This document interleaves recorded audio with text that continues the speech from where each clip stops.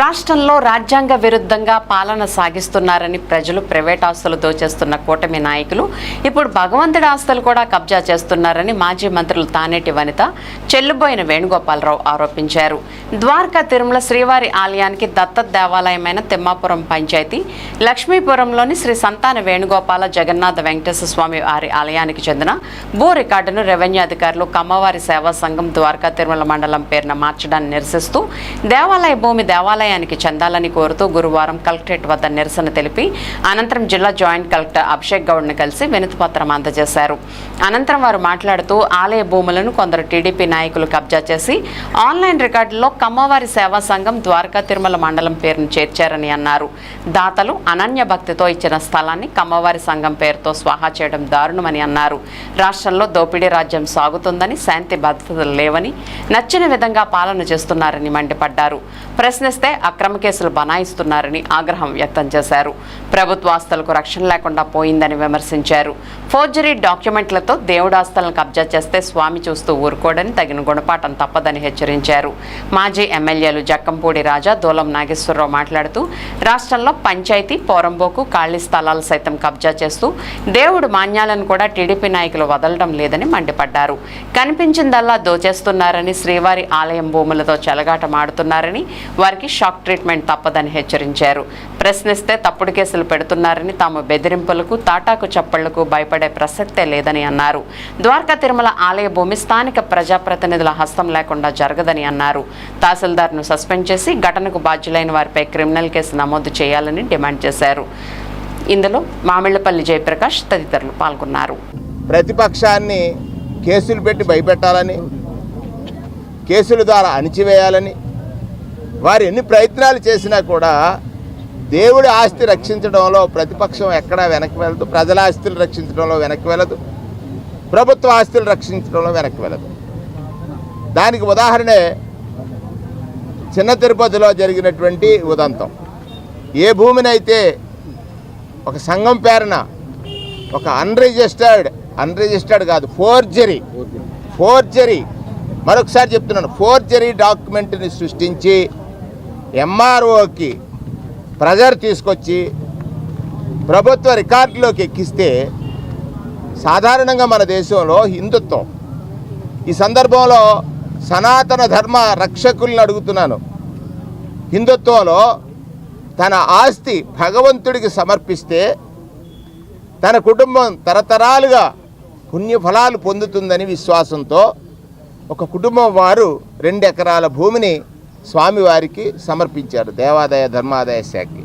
దేవుడి ఆస్తిని కాజేసిన వారిపైన ఈ సనాతన ధర్మవాదులందరూ ఏం మాట్లాడతారు, సమాధానం చెప్పాలని సందర్భంగా మనవి చేస్తూ జాయింట్ కలెక్టర్ గారికి ఇచ్చాం.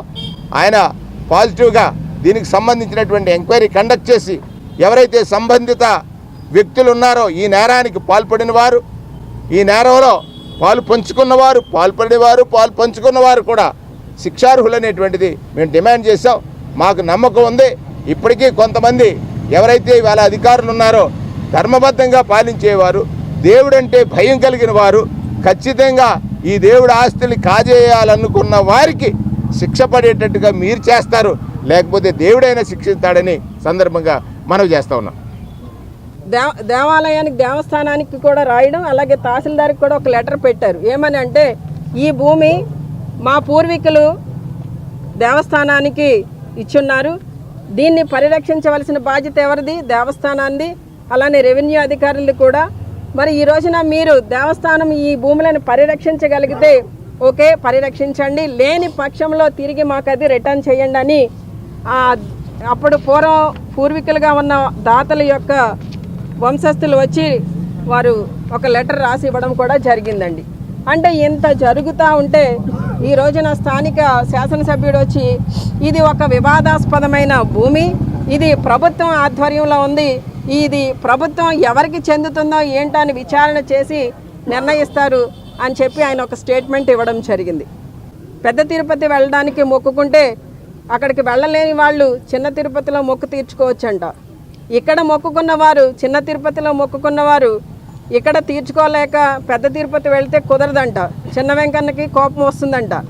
మరి ఆయన భూములనే ఈ రోజున కబ్జా చేసిన నాయకులు కానీ వారి కుటుంబ సభ్యులు కానీ జాగ్రత్తగా ఉండాలని, ఆయన ఆగ్రహానికి గురి కాకూడదని హెచ్చరిస్తున్నామండి. వైఎస్ఆర్ కాంగ్రెస్ పార్టీ గొంతు విప్పి స్వామివారి భూములు ఎవరైతే కబ్జాలు చేశారో వారి మీద పోరాటం చేయడానికి ఎప్పుడు కూడా భయపడరు, వెనకాడరు, ఎప్పుడు కూడా ముందడుగు వేస్తారనే సంగతి ఈ సమాజానికి తెలుసు. ఆఖరికి స్వామివారు చిన్న తిరుపతి వెంకన్న స్వామి అయినటువంటి ఆ మహానుభావుడి మరి కృపా కటాక్షం కూడా ఈ ప్రతిపక్షం మీద ఉందనే సంగతి నేను తెలియజేస్తున్నా. ఎందుకంటే ఎవరు కూడా ఉపేక్షించరు. ఇది దోచేస్తున్నారు రాష్ట్రాన్ని, ఏ మూల చూస్తే ఏ మూల. మట్టి మాఫియా, ఇసుక మాఫియా ఒకటి కాదు, ఏది దోచుకుంటే కూడా కనీసం ఈ కోట్లాది మంది భక్తులు కోరుకునే, ఎప్పుడు కూడా భక్తి శ్రద్ధలతో పూజ చేసుకునే ఈ స్వామివారి ఆస్తులు కూడా మీరు కబ్జా చేసేయాలా? స్వామివారు ఊరుకోరు.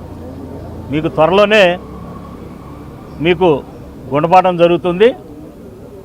అలాగే ఈరోజు ప్రత్యేకంగా మరి నాయకులందరూ కూడా వచ్చి జాయింట్ కలెక్టర్ గారిని కలవటం జరిగింది.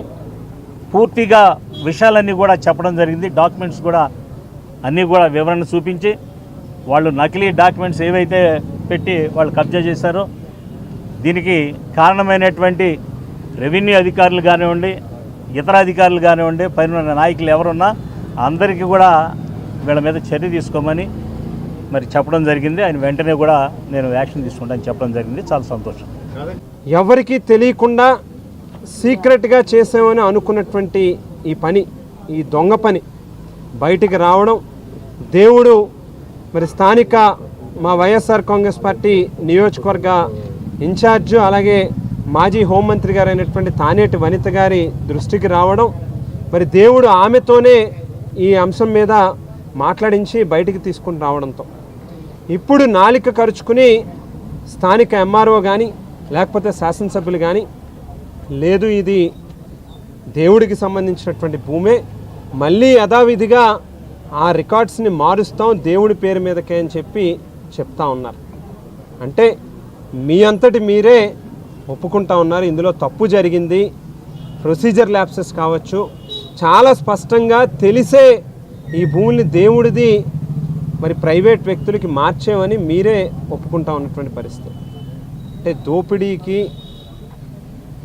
అంతు లేకుండా ఏది పడితే చేయొచ్చు అనేటువంటి మీ ధోరణి ఎక్కడికి దారి తీస్తుంది అనేటువంటి స్పష్టంగా కనిపిస్తాం.